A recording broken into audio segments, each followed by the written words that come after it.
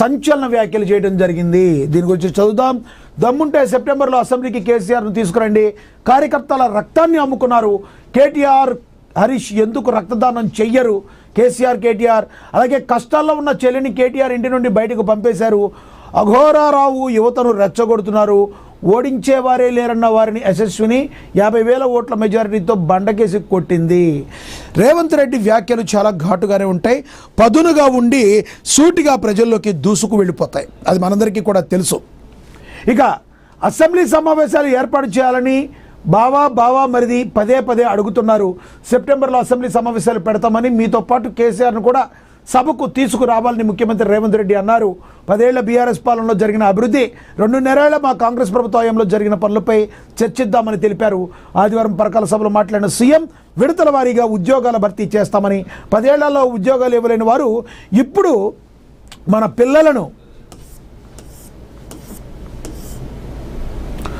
రెచ్చగొట్టే ప్రయత్నం చేస్తున్నారని సీఎం చెప్పారు. ఇక అఘోరారావు మాటలు వింటే మోసపోతారు, నిరుద్యోగులు నిరసనలో పాల్గొంటే కేసులతో ఇబ్బంది పెడుతున్నారని హెచ్చరించారు. అనుభవం లేకపోయినా ఇచ్చిన మాట నిలబెట్టుకోవడానికి అహర్నిశలు కష్టపడుతున్నామని తెలియజేశారు సీఎం రేవంత్ రెడ్డి మాట్లాడిన మాటలు ఎప్పుడు కూడా చాలా పదునుగా ఉంటాయి. ప్రజలకి అదేదో చెప్పినట్టుగా సూటిగా సుత్తి లేకుండా ఉన్నట్టుగా డైరెక్ట్గా ఆయన ఆలోచింపజేసే విధంగా రేవంత్ రెడ్డి వ్యాఖ్యలు ఉంటాయి. దానిలో భాగంగానే గత బీఆర్ఎస్ ప్రభుత్వ హయాంలో ఎన్నో అవకతవక చేసి ప్రజలందరూ మిమ్మల్ని బండకేసి బాధితే ఈ రోజున కాంగ్రెస్ పార్టీ మీద అనేక కుట్రలకు పాల్పడుతున్నారు. అసలు కేటీఆర్ మీరు మీ చెల్లిని ఎందుకు బయటికి నూకారు అని చెప్పి స్ట్రైట్ ఫార్వర్డ్గా రేవంత్ రెడ్డి ప్రశ్నించడం అయితే జరిగింది. రక్తదానం పేరుతో హరీష్ రావు, కేటీఆర్ బీఆర్ఎస్ పార్టీల కార్యకర్తల రక్తాన్ని ప్రైవేట్ ఆసుపత్రులకు అమ్ముకుని సొమ్ము చేసుకున్నారని, మీరు మనుషులా లేదా రాక్షసులా అని సీఎం ప్రశ్నించారు. ఇది చాలా పెద్దగా ఇది ప్రభావం చూపే ఉంది. ఎందుకంటే ఈయన అడిగిన ప్రశ్న మరి ప్రజల్లో కూడా బలంగా చాలా వెళ్ళే అవకాశం స్పష్టంగా ఉంది. కేసీఆర్ ఆయన కుటుంబం రక్త పిపాసుల్లాగా మారారని ధ్వజమెత్తారు. పార్టీలో పదవులు తీసుకుని కేసీఆర్ కుటుంబం ఆయన బంధువులు ఎందుకు రక్తదానం చేయలేదని నిలదీశారు. ప్రజల కోసం ఎంతవరకైనా కష్టపడతానని ఆశీర్వాదం ఉన్నంత వరకు 1000 మంది కేసీఆర్లు వచ్చినా వెంట్రుక కూడా పేకలేరు అని చెప్పి సీఎం రేవంత్ రెడ్డి తెలిపారు. ఇక బండకేసి కొట్టారని, ఎప్పటికీ అధికారంలోనే ఉంటామని విర్రవీగిన వారిని వరంగల్ జిల్లా ప్రజలు బండకేసి కొట్టారని, తమను ఓడించారే లేరనుకున్న వారిని రాజకీయంగా బొందబెట్టారని సీఎం వ్యాఖ్యానించారు. కాకలు తీరిన రాజకీయ నేతలు యశస్విని రెడ్డి భారీ మెజారిటీతో ఓడించి ప్రజల తీర్పు ఏంటో చూపించారని గుర్తు చేశారు. గతంలో కేసీఆర్ వరి వేస్తే ఉరే అనే రైతులను భయభ్రాంతులకు గురి చేస్తే తమ ప్రభుత్వం వచ్చాక రైతులు పండించిన వరి ధాన్యాన్ని కొనుగోలు చేసేందుకు 90,000 కోట్లు ఖర్చు చేశామని సీఎం తెలిపారు. బీఆర్ఎస్ 2 సార్లు రుణమాఫీ పేరిట మోసం చేసిందని, కాంగ్రెస్ ప్రభుత్వం అధికారంలోకి వచ్చిన మొదటి ఏడాదిలోనే 31,000 కోట్ల రుణమాఫీ చేసి చూపించిందన్నారు. రైతు భరోసా కింద 36,000 కోట్ల జమ చేశామని, మొత్తంగా రైతు సంక్షేమం కోసం తమ ప్రభుత్వం ఇప్పటి వరకు కూడా 1,37,000 కోట్ల రూపాయలు ఖర్చు చేసిందని వెల్లడించారు. కవితను ఇంటి నుంచి ఎందుకు గెంటేశారు అని కూడా ప్రశ్నించారు. జైలుకు పోయి కష్టాల్లో ఉన్న తన సొంత చెల్లికి ఆస్తిలో వాటా ఇవ్వాల్సి వస్తుందని కవితను కేటీఆర్ ఇంటి నుంచి బయటకు పంపేశాడని, ఇదంతా చూస్తున్న కేసీఆర్ తన కొడుకుకు బుద్ధి చెప్పాల్సింది పోయి మౌనంగా ఉండిపోయాడు ఏంటని మరి ఆయన విమర్శించారు. ఇక అఘోరారావు యువతను రెచ్చగొడుతున్నారని మండిపడ్డారు. అంటే అఘోరారావు అంటే మనకు తెలుసు. ఇక హరీష్ రావు గురించి ఆయన డైరెక్ట్గా మాట్లాడారు, చేస్తున్నారని దుయ్యబట్టారు. అమాయకులైన బీఆర్ఎస్ కార్యకర్తల రక్తాన్ని హరీష్ రావు, కేటీఆర్ ప్రైవేట్ ఆసుపత్రులకు అమ్ముకుని పైసలు సంపాదించుకుంటున్నారంటే వారు ఎటువంటి వారో అర్థం చేసుకోవాలని ఈ కార్యక్రమం మంత్రులు Ponguleti Seethakka, PCC chief Mahesh Kumar Goud, MP Vem Narender Reddy తదితరులు పాల్గొనడం అయితే జరిగింది. టోటల్గా సీఎం రేవంత్ రెడ్డి అయితే ఒక రకంగా చెప్పాలంటే ఇచ్చి పడేశారు అనుకోవాలి. బీఆర్ఎస్లో జరుగుతున్న, గతంలో జరిగిన ఏంటి అనే అన్నింటికీ కూడా సంబంధించి ఆయన దీనిలో మాట్లాడటం అయితే జరిగింది. ఇక అంతా రింగయ్యారు. సుప్రీంకోర్టు ఆదేశాలు బేఖాతరట. గురుకుల్ ట్రస్ట్ ప్రభుత్వం మధ్య సుప్రీంకోర్టులో వివాదం.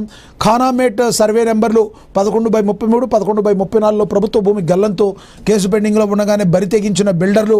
నిషేధిత జాబితాలో 22A యథేచ్ఛగా అక్రమ నిర్మాణాలు. కౌంటర్ దాఖలు చేయాలని ప్రభుత్వం అక్రమార్కులకు గ్రీన్ సిగ్నల్ అయితే ఇచ్చింది. ఎక్కడున్నా కూడా ప్రభుత్వ ఆస్తులను కబ్జా చేయడానికి అక్రమార్కులు మరి ఎక్కడికక్కడ ఉంటూనే ఉన్నారు. వీళ్ళందరినీ కూడా ఎటువంటి పరిస్థితుల్లో ఉపేక్షించేది లేదు. మహాదినపత్రిక ఎక్కడైతే ప్రజల సొమ్ము ఏదైతే ఉందో దాన్ని మళ్ళీ ప్రజలకు అప్పచెప్పించడానికి వరకు కూడా నిద్రపోకుండా అలుపెరగని పోరాటం చేస్తుంది. కాబట్టి దానిలో భాగంగానే ఈరోజు ఏం జరిగింది అనేది మనం చూద్దాం. రియల్ మాఫియాతో కుమ్మక్కైన అధికారులు ప్రజలంతా ధనాన్ని లూటీ చేస్తున్నారనే ఆరోపణలు స్థానికంగా దుమారం రేపుతుంది. కానమేట్ ప్రభుత్వ భూముల పరిరక్షణ వ్యవహారంలో రెవెన్యూ యంత్రాంగం గాలికి వదిలేసిందనే విమర్శలు వెల్లువెత్తుతున్నాయి. అత్యున్నత న్యాయస్థానంలో గత కొన్నేళ్లుగా కేసు పెండింగ్లో ఉన్నప్పటికీ ప్రభుత్వ భూముల అక్రమ నిర్మాణాలు యథేచ్ఛగా కొనసాగడం అధికారులు అవినీతి అక్రమాలకు అద్దం పడుతుందని మరి స్థానికులు పేర్కొంటున్నారు. సుప్రీంకోర్టులో కౌంటర్ దాఖలు చేయాలకుండా కాలయాపన చేస్తూ సర్కార్ పెద్దలే అక్రమార్కులకు గ్రీన్ కార్పెట్ పరిచేలా ఆరోపణలు సర్వత్రా వ్యక్తమవుతున్నాయి. సర్వే నెంబర్లు 11/33, 11/34లో 100 కోట్ల విలువైన ప్రభుత్వ భూములు గల్లంతవుతున్నాయంటూ అటు రెవెన్యూ యంత్రాంగం అంతస్తుల కొద్దీ అక్రమ నిర్మాణాలు జరుగుతున్న అడ్డుకోవాల్సిన టౌన్ ప్లానింగ్ అధికారులు స్పందించకపోవడంతో అధికార యంత్రాంగం అక్రమార్కులతో రింగ్ అయ్యారనే ఆరోపణలు బహిరంగంగానే వినబడుతున్నాయి. ఒకరికొకరు సిండికేట్గా ఏర్పడి ప్రజాధనాన్ని లూటీ చేస్తున్నారా? ఈ సర్వే నెంబర్లు మళ్ళీ మనం చూద్దాం. 11/33, 11/34లో కానమేట్లో సర్వే నెంబర్లు ప్రభుత్వ భూమి గల్లంతవుతుందట. దీని గురించి మరి 100% సంబంధిత అధికారులకు వెళ్ళే వరకు కూడా ఊరుకునే ప్రసక్తే లేదు అని చెప్పి మరి తెలుస్తుంది.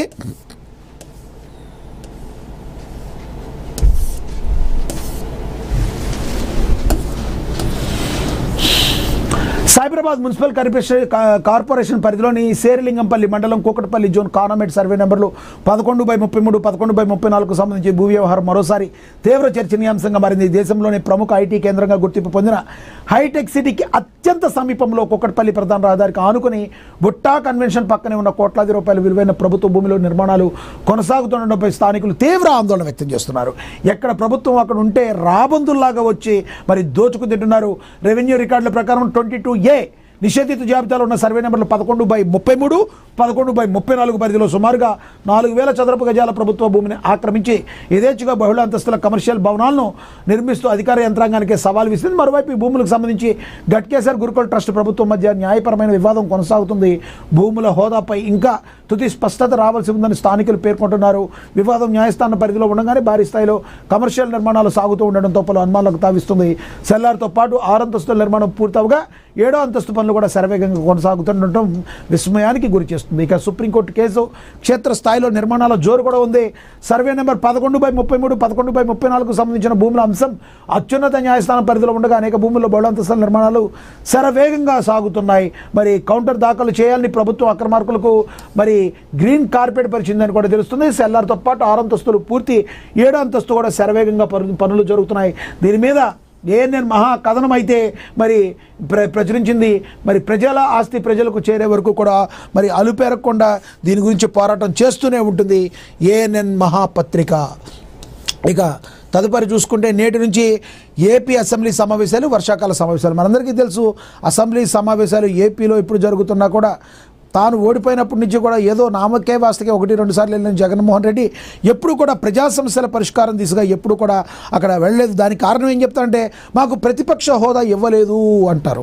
జగన్మోహన్ రెడ్డి గారు ప్రతిపక్ష హోదా ఇవ్వాల్సింది ప్రజలు కదా, మీరెందుకు ప్రజా సమస్యల పట్ల మాట్లాడరు అంటే లేదు గతంలో మేము ఏ విధంగా అయితే మరి కొంతమందిని అవమానించినట్టుగా మాట్లాడామో ఈసారి అంతకంటే మమ్మల్ని డబల్ అవమానిస్తారని భయపడుతున్నారట విశ్లేషకులు కూడా అభిప్రాయపడుతున్నారు. జగన్మోహన్ రెడ్డి గారు మరి గతంలో వాళ్ళపై ఎమ్మెల్యేలు 150 బలం ఉన్నప్పుడు మరి అనేక రకాలుగా మాట్లాడారు. గతంలో చంద్రబాబు నాయుడిని వాళ్ళ సతీమణిని కూడా మాట్లాడిన మాటలు మనం చూసాం. కానీ ఈసారి అంతకు మించి అవమానిస్తారనే భయంతో వెళ్ళట్లేదని చెప్పి కొంతమంది మాట్లాడుతుంటే ఇది లేదు మేము